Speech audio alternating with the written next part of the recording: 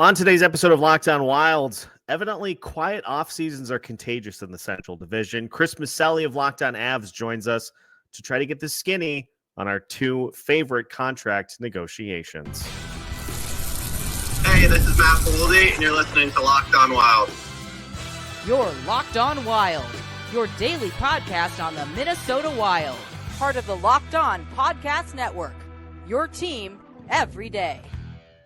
Welcome to a crossover episode of Locked On Avalanche and Locked On Wild. We're part of the Locked On Podcast Network, your team every day. I am Chris Micelli from Locked On Avalanche.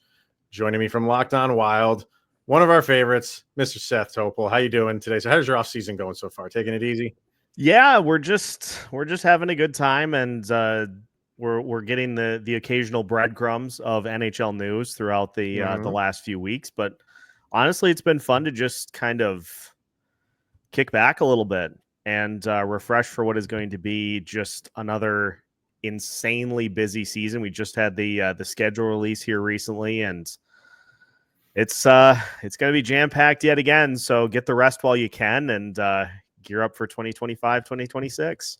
Now, when I did my episode on the schedule release, I had seen your tweet about, because the Avalanche have 12 back-to-backs.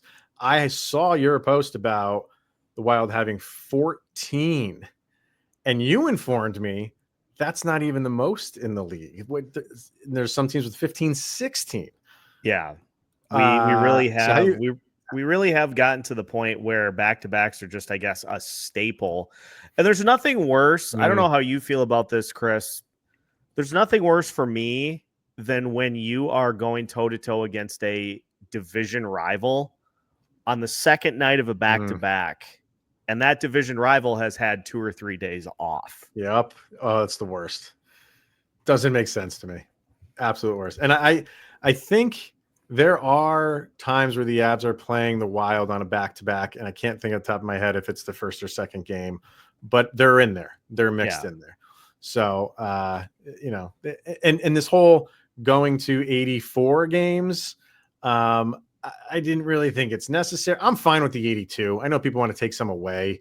I'm fine with 82, but I feel like you can make this where you don't have this many back-to-backs. Like for games, I'm fine with 82. If you want to scale it down, I'm fine. And the more I thought about it with the CBA, how they're bringing it the max terms down to 7, the more I thought about it, like, I'd be fine if it went the other way. I'd be fine if you make 10-year max, because I like when players hang around on a team in the free agency world that we live in, that's been around forever, that players just go every which way. That's fun and exciting to see teams change jerseys or players change jerseys. I get that. But I also like the now rare feat of a guy staying with one team for his entire career. I would have been fine with 10 years being the max. So if they don't want to sign a 10-year deal, they don't have to, but the option is there to do it. But they're going the other way. So I don't know. Yeah, it is interesting that we have kind of gone to this point, because, I look back on one of the big moments for the Minnesota Wilds, the Zach Parise and Ryan Suter contracts, the 13-year mega deals that were signed by both players as a way to kind of get the Wild on the map after some really down years. Now, your big splash in free agency would be 6-year deals. Crazy. I know. I mean, the other aspect of it is players will move around more, and maybe that's what the league want, or at least teams have the opportunity to go get other guys, and maybe those bottom feeding teams are not down there as long because there's guys available to them more often. I get all that, but that is what it is. Talking about our teams and making moves and signings and all that stuff. I think like we're kind of in the same kind of ballpark here for the Avs and the Wild of haven't done a ton. I was looking at an article on The Athletic, and they ranked all the teams on how who improved the most. They ranked them all, and the Wild, I believe, were at 17 or 18, and they had like a net rating for them. The net rating for the Wild was 0. So no, the first line of the commentary was The Wild basically rearranged the deck chairs on the Titanic is what they did. And then for the Avalanche, they were at like 21 and their net rating was -2. So both these teams not doing a ton in the offseason. As we're recording this, there's still a long way to go. Are you happy with the offseason so far for the Wild? What could still be to come for them? It's interesting because I think Wild fans had been told coming into this year that the shackles are finally off and the Minnesota Wild are going to make big splashes on July 1st. This is Craig Leopold said this is going to be Christmas in July for the Minnesota Wild, and your big moves are Vladimir Tarasenko and Nico Sturm. But good old Nico Sturm, yeah.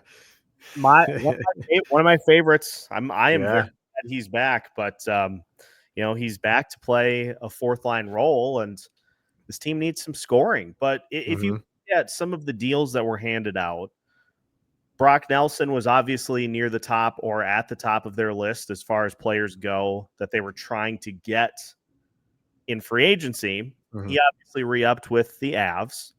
Brock Besser was another guy that the Wilds had interest in, but he ended up re-upping with the Vancouver Canucks. And beyond that, there just weren't a ton of guys. There was the Mitch Marner sweepstakes, which of course was won by the Vegas Golden Knights. Nobody's shocked by that.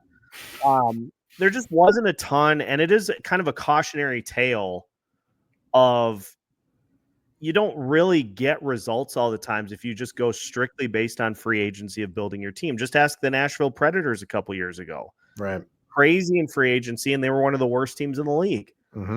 So I do understand the restraint that the Minnesota Wild showed and not wanting to try to get tied down in long-term deals. With Kirill Kaprizov's deal still coming, you still have the uncertainty with what's going on with Marco Rossi.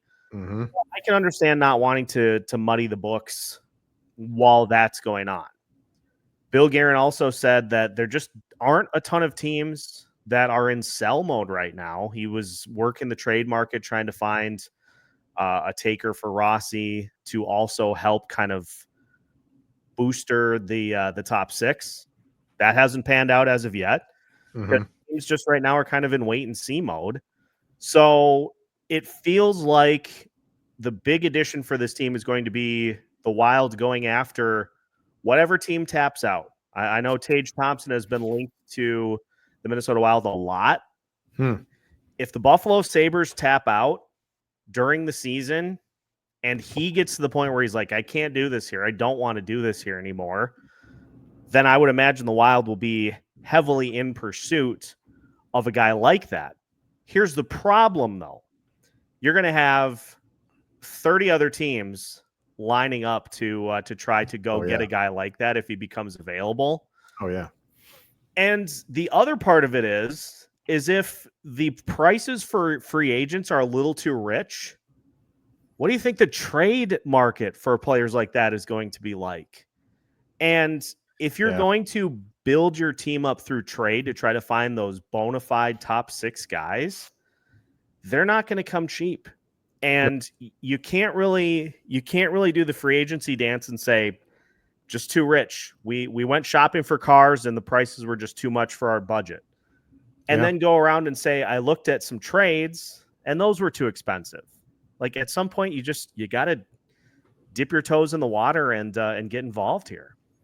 It's interesting you say, what you said in the beginning of that, of the Wild had guys on their radar and they just went other places. And I think that's true for the Avs too. Like they had some, Taves was one of them. Jonathan Taves was on their radar, and he went to Winnipeg. It was funny, like you're listing guys like, oh, he went here, and I could do the same thing. I think they were in on Nikolai Ehlers, and he went to Carolina. But the thing with the Avalanche is like their funds were just limited. So for guys like that, they were like, we want you here. You're gonna have to take a haircut to come here, and that's what free agent can say. I'm not gonna do that, and some guys didn't do that. Now we did an episode of kind of talking about like this free agency class was not so deep. Next year is ridiculous. Yeah. Do you feel like is there any part of the Wild that are doing that? Maybe, yeah, we got to put a team together and compete. We made the playoffs last year. You want to do that again. But is there anything like, okay, like let's not overextend ourselves this year, because especially with Minnesota, what's your cap space? Like you got 10 million right now. Yeah, and we got 10-ish to play with right now. Yeah. So is there any looking forward to next year's class already and saying, let's, put out a good team, put out a good product, and next year that splash that a lot of Wild fans were thinking about maybe do that next year? I think that certainly weighs in, and I had the TV analyst for the Minnesota Wild on last week, and he said something that hadn't really occurred to me before we chatted. He said if the Wild didn't feel like, because I think part of what they're going to do too is get a look at some of these prospects that we've been hearing about for the last several years to see if they can fill some of these roles.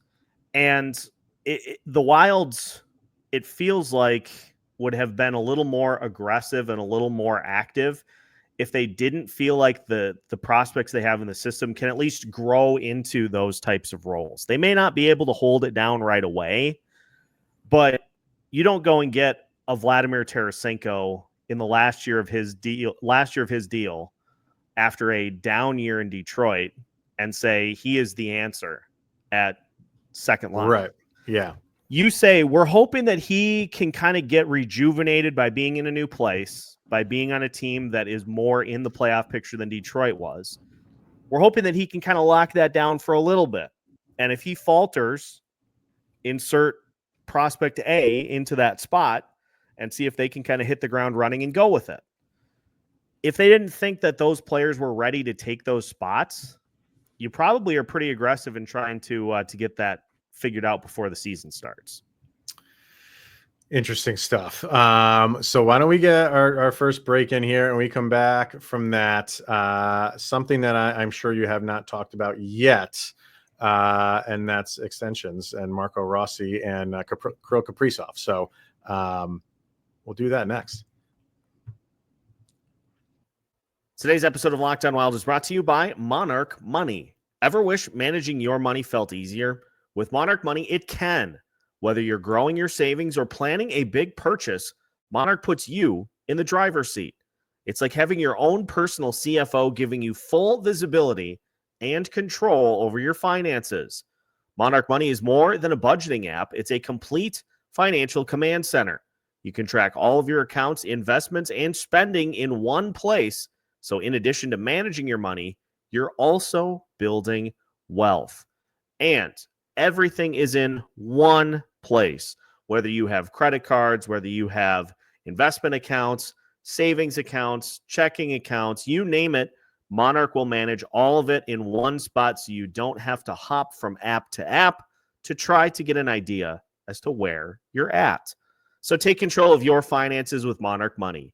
Use code LOCKEDONNHL at monarchmoney.com for 50% off your first year.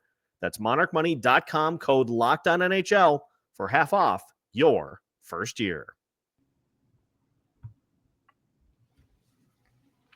All right. So, these off seasons for these teams are kind of like mirroring each other a little bit, including big extensions that could be coming down the pike here for the Avs with, Marty Nashis potentially. And then definitely for Minnesota and Kirill Kaprizov. I know you've talked about this probably a million times. What's the latest for that? What is is there a holdup for it, or is it just it's going through the regular motions and no need to panic? Everything will be fine. This is not a Mikko Rantanen situation. It's pretty much exactly what Bill Guerin said. He said, I would love to say that this is going to get done on July 1st, but if it doesn't, we don't need to panic. We don't need to go down he definitely doesn't want to stay here. Right. We don't need to go down that road. All indications are that Kirill loves Minnesota. It's grown on him. He's kind of been embraced by this fan base. He obviously has broken pretty much every record that exists for this franchise in his short tenure, which is just crazy. And how old is he? 28? Yeah. Bananas. And I think there's single digit records left to be broken already on his watch. So he obviously he's the best player the Wild have ever had. Craig Leopold has been very vocal that no one will be able to offer him more money than the Minnesota Wild. Okay. And Chris, I think another thing that is kind of going in Minnesota's favor is the contract stipulations that we talked about a little bit in the first segment in the new CBA. The Minnesota Wild, if they sign him before July 1st, 2026, they can offer him 8 years. Right. If he were to say, I'm not doing it, he would be able to sign in free agency with a team for 6. So big difference. There's a 2-year difference huge. There. And if the Wild go at 15 and a half, which is, it's rumored that they're going to be somewhere in that ballpark. Mm-hmm. Think about what a team would have to offer him on a 6-year deal to match that or exceed that. You're losing $30 million basically. Yeah, you're pricing a lot of teams out on being able to do that too. And the big thing that it comes down to is Kirill wants to be in a spot where the Wild are going to be contenders. He wants to go to a team that has a legitimate shot to win a cup. Mm-hmm. And he has seen this Minnesota Wild team be at least a playoff team, $14+ million short of where everybody else is. So Bill Guerin has been able to maneuver that at least a little bit. And now you've got this highly rated prospect system that's knocking on the door of being ready to help out at the NHL level. And you have a GM who is very, very much chomping at the bit to make a game-changing addition. These are a lot of appealing factors for a guy in Kirill Kaprizov. And I look at it like contracts for NFL quarterbacks. Right. There's going to be a sticker shock, obviously, when the deal is signed. But at the end of the day, the next big-time player that comes due for a contract is going to exceed it. As the cap continues to go up, players are just going to reset the number every time. I think the hit is substantially worse if you let him walk. You let him go. You trade for maybe 75 cents on the dollar. You'd get a fair return for him in a trade. Sure. But it wouldn't be him. So I think the hit is far worse than overpaying a few $1 million a year to keep him than it is to just try to start over from scratch. Well, one of the most fascinating things that I just watch every year is just those buyouts with minutes. But you're kind of over the worst of it, no? Yep. So I'm on their Puckpedia right now. So you're under $1 million for each one of those guys now for the rest of the life of those things. So congratulations, you made it through the worst. I just continue to be fascinated by that decision, and on top of that, Seth, fascinated by how they navigated it, and pretty impressive on how they navigated. It was going to be tough. That's a lot of dead money. And the fact that you held your head above water, were competitive for most of it, is really darn impressive. Yeah, and the way that the team has been built, obviously they leaned more into the defense when they had these cap hits. That defense is pretty well set with top end prospects that are going to be slotting in to fill as players age out. So that money that is now available, you can throw all that into the offense pretty much. Yeah. And you can go get an impact top line or second line player that is going to really change the makeup of this team. There's one extension though that is not getting as much talk as the other two are, that is going to need to be addressed at some point. Philip Gustafsson, who is he's going to be coming up for a deal here pretty soon, and I am, even with Jesper Wallstedt in the system and all the expectations that the Wild have for him, I would like to see a Gus deal get done, because you can never have, as you know, there is a high price to be paid for having good goaltending, and it is worth that price.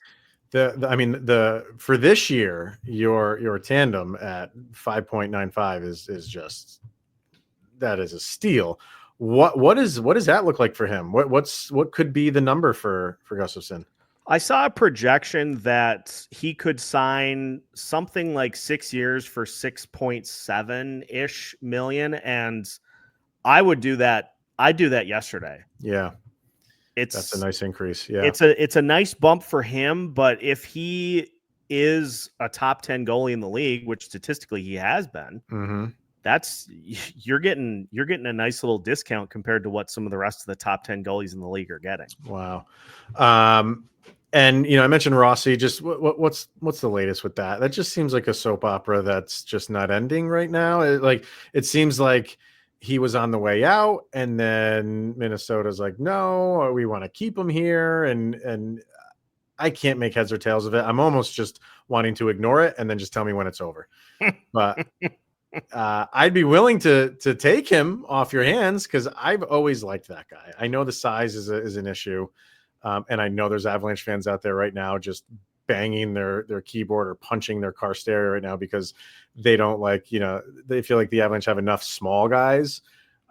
What's going on with this whole thing? There's a pretty hefty divide between the two that it just does not seem like they can get common ground. And not only is it a nice gap in the AAV, it's a gap on the term as well. The Rossi camp was looking for 7x7. They wanted the Matt Boldy money. And honestly, Chris, you can speak to this too. The extensions that we've seen given out to some of the young players in this league, they're right there. They're right there at that price point. It seems like, you can go compare like Matty Beniers in Seattle. He got a 7-year, $50 million deal. Matt Coronado got 6.5 for 7 years. That's just the going rate for these types of players. And Bill Guerin just does not. He keeps saying that they have a price structure for players like that he just is not willing to exceed. And the Wild countered with a 5x5. That got a pretty resounding no. So the Rossi camp, I think, countered with a higher AAV, shorter term. The Wild didn't like that. It has been a calamity. Yeah.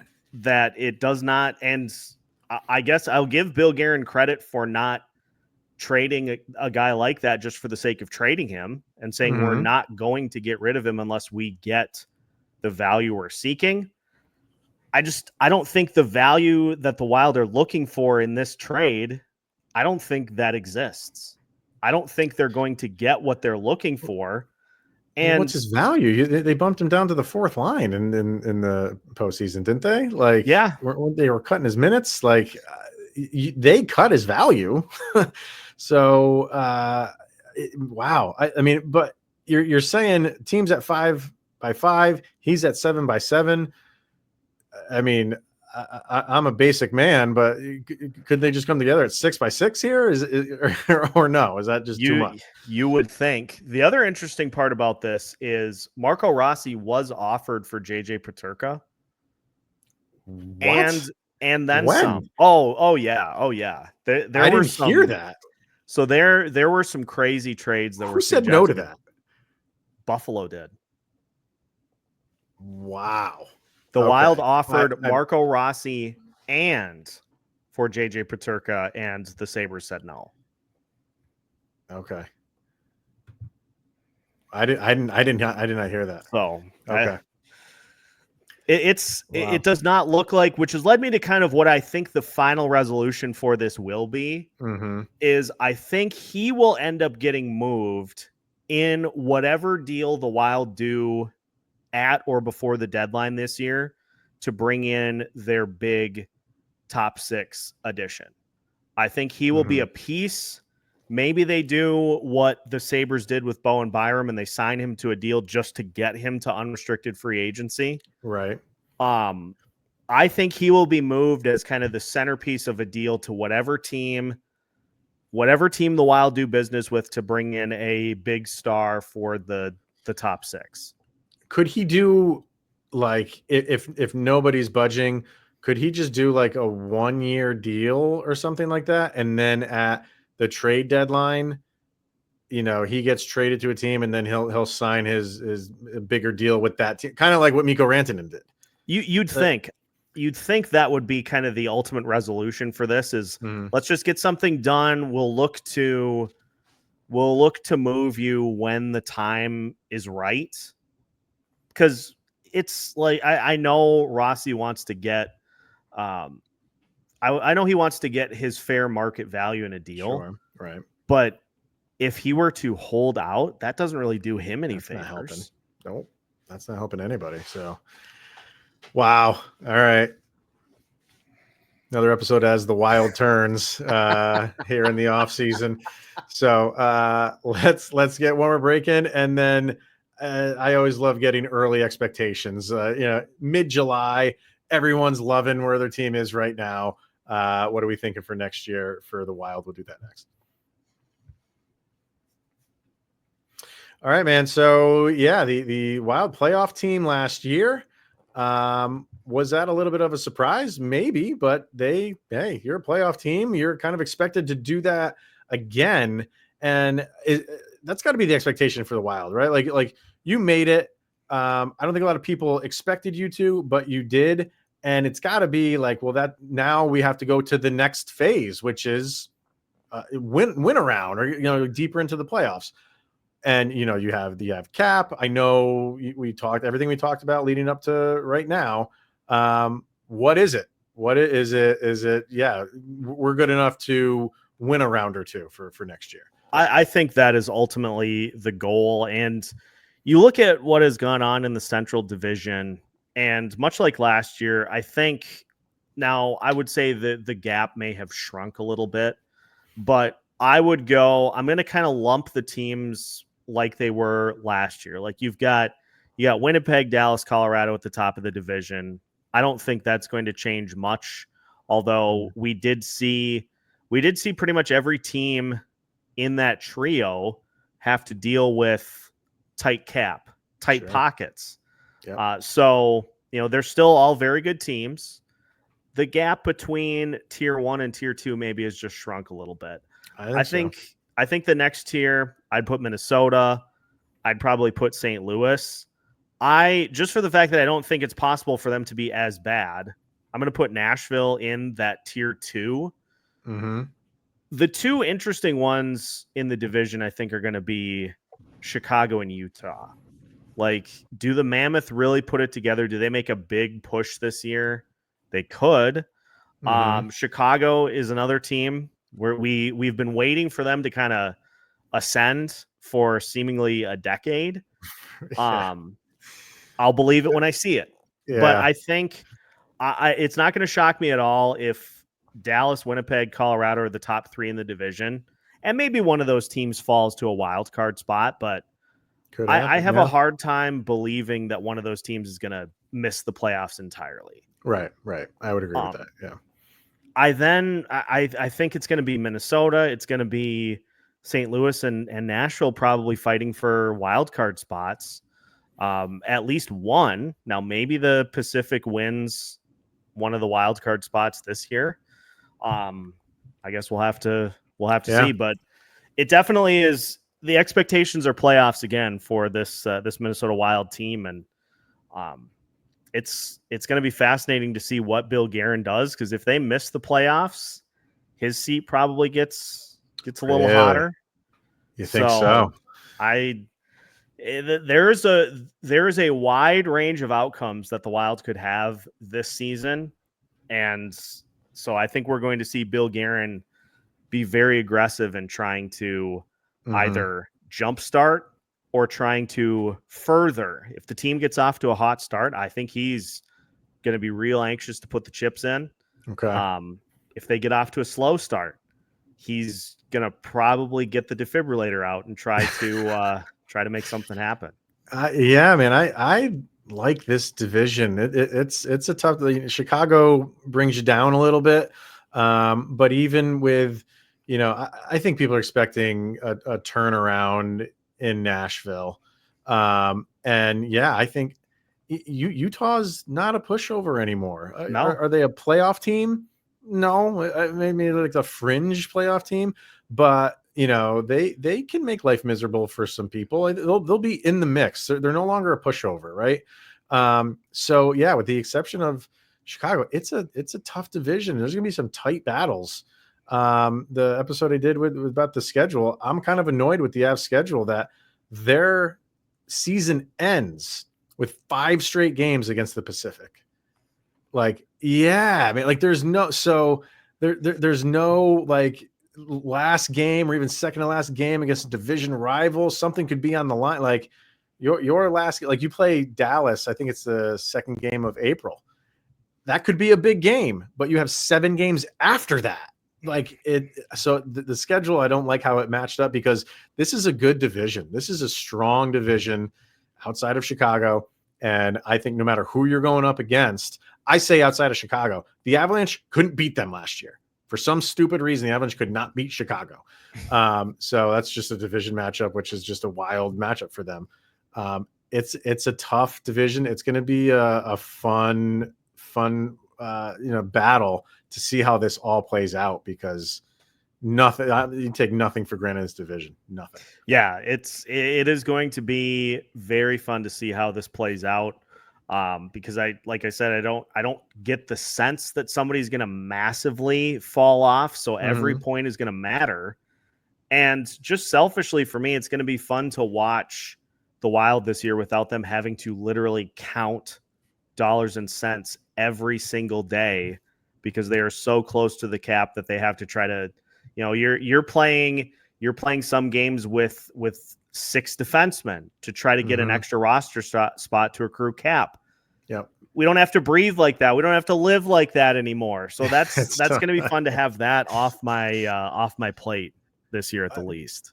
Do you have plans for when those buyouts are completely off the books? Is there a party you're throwing? Are you throwing like a carnival in your backyard? Like, are you buying a very expensive some Pappy Van Winkle bourbon or something, a $5,000 bottle? Like, what's the plan when those extension or buyouts are gone? You know what I should do? This is a brilliant idea. I'm going to write this down and actually do this.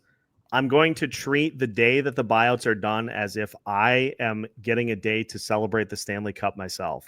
Oh, that's brilliant. Brilliant. And get people involved with that. So everybody gets their day to celebrate the buyouts are over. I'm just going to get 2 pieces of paper laminated. One's going to say Zach Parise buyout. Yep. One's going to say Ryan Suter buyout. Take them out to lunch. Yeah. Take them out on the boat, going water skiing. Like we're gonna do this big. We're gonna do this right. Bring them for some ice cream or something like that. Oh my God, I love it. That is, make sure you are documenting that and putting that up because that'll be an event. I love it, man. Brilliant. All right, so that is going to wrap it up for today. Why don't Seth throw out where people can follow you in the show? Yeah, we got lucky. All you have to do is search Locked On Wild. You'll find all of the socials, and we're working on kind of getting things ready for the 2025-2026 season. Putting a full template together for what the coverage is going to look like on a day-to-day basis. So keep an eye out for that. We are doing player evaluations at the moment. So if you want to hear what letter grade Marcus Johansson got, you can tune into the first of these episodes. Every player on the roster, just trying to grade their performance. Sure. And, you know how that goes. Just trying to make sure we give everybody that letter grade they deserve. So Locked On Wild on social media. Follow us on your favorite audio platforms and on YouTube. And we'll keep you up to date on everything Minnesota Wild. Love it, man. All right. Always love catching up with you. I'm sure we will do this again either before the season starts or some point during the season. So definitely follow Seth along on socials and follow Locked On Wild podcast, and as well as myself over on social media and Locked On Avalanche too. So, all right. Thank you everybody for tuning in, making it your first listen of the day. Always appreciated.